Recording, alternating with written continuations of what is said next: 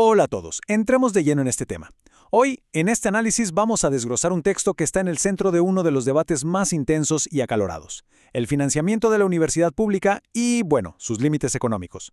Ojo, el objetivo aquí no es tomar un bando, para nada. Simplemente vamos a poner bajo la lupa la arquitectura de los argumentos de este documento. Vamos a ver cómo el autor estructura estas ideas sobre el dinero, la educación y, claro, nuestra responsabilidad como sociedad. Para que no nos perdamos, vamos a seguir exactamente la misma ruta lógica que marca el texto en 5 pasos rápidos. Empezamos con el debate universitario en sí. Pasamos a lo que el autor llama el círculo virtuoso. Luego, el despilfarro histórico. De ahí a esa tensión entre educación y adoctrinamiento. Y cerramos con las leyes naturales. ¡Vamos a ello!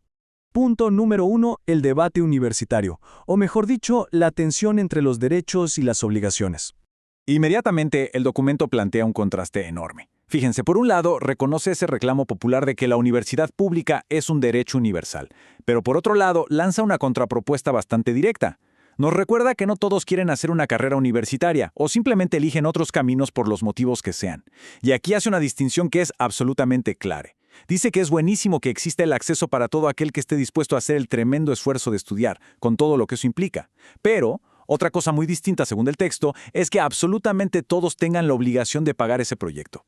Y esto, naturalmente, nos lleva a la gran pregunta: ¿quién tiene realmente la obligación de financiar todo esto? Al tirar esta pregunta sobre la mesa, el autor busca separar el mérito académico de quien estudia de la carga impositiva sobre el resto de la sociedad. Y claro, esto prepara el terreno para meterse de lleno en la economía. Lo que nos lleva al segundo punto: la economía y el famoso círculo virtuoso de generación y sustento de riqueza. El argumento aquí es directo. Para poder financiar instituciones públicas, el país primero tiene que tener los medios. Es decir, necesita tener recursos y riquezas acumuladas. El documento nos dice que la educación pública sería una inversión espectacular y una decisión óptima para la sociedad, siempre y cuando el país realmente tenga el respaldo económico para hacerlo. Y aquí nos explican la lógica económica del autor casi como una receta. Paso 1, hay que generar la riqueza. Paso 2, administrar esos recursos de modo equilibrado para que se sostengan en el tiempo. Y recién ahí, en el paso 3, financiar las instituciones de forma sostenible. Para el autor, la regla es así de simple y de inquebrantable. Para poder gastar, hay que tener. Conviene primero generar para que siga habiendo y entremos en este círculo virtuoso. El texto traza una línea divisoria implacable. Por un lado, tenemos este círculo virtuoso, generar antes de gastar para lograr instituciones sostenibles. Y por el otro, lo que llama la ruta hacia la quiebra. Hablamos de gastar todo lo que se tiene y lo que no se tiene también, endeudándose a futuro sin ningún respaldo. Según esta perspectiva, si hacemos eso y encima no continuamos generando riqueza, es un camino directo a la ruina nacional.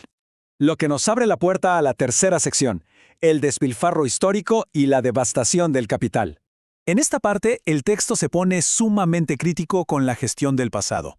Nos pinta una situación actual donde la acumulación de capital fue literalmente devastada, despilfarrada y agotada. Por eso argumenta que, hoy, por razones obvias de escasez, el país sencillamente no puede darse el lujo de mantener ciertos gastos.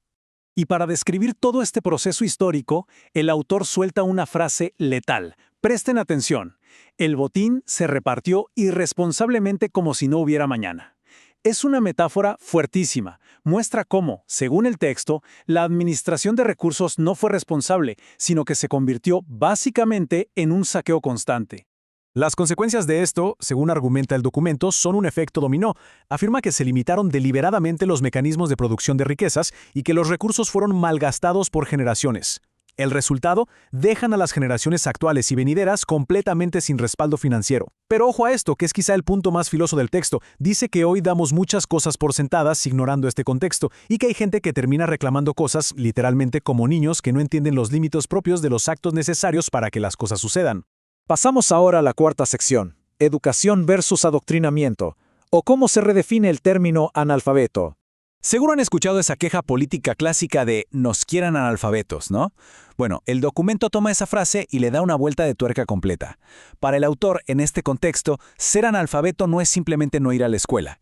Lo redefine como esa incapacidad de pensar e hilvanar las ideas para conectar con la realidad actual. Y apunta el dedo directamente a los responsables del despilfarro. Dice que ellos, a través del adoctrinamiento político, son los que te han hecho en cierto modo un analfabeto funcional.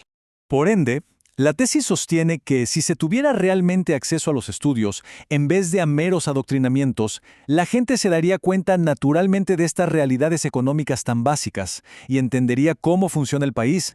Y así llegamos a nuestra quinta y última sección, las leyes naturales y cómo equilibrar las emociones con la realidad. Esto sienta las bases para la visión filosófica con la que cierra el autor, planteando una dicotomía muy estricta. Por un lado tenemos nuestras necesidades sociales externas, que se rigen por leyes naturales, por la realidad económica y por límites tangibles. Por otro lado, están nuestras necesidades internas, que se manejan con otras leyes, las del corazón y el alma, y las emociones. El autor es tajante al decir que una cosa son las necesidades internas y otra muy distinta son las necesidades sociales externas. Como gran conclusión, el texto lanza un llamado. Nos dice que conviene que entre todos repensemos las cosas con los pies en la tierra y la mirada al cielo. Es un pedido expreso a que aceptemos las leyes naturales que rigen el mundo en el que estamos, para organizarnos bien en sociedad, priorizando los límites prácticos por encima de las demandas puramente emocionales. Lo cual nos deja con una reflexión imposible de ignorar después de seguir toda esta lógica. ¿De qué manera logra una sociedad equilibrar genuinamente ese deseo profundo de otorgar derechos públicos universales con las frías realidades de la generación de riqueza? Es la tensión central de nuestro debate cívico hoy en día.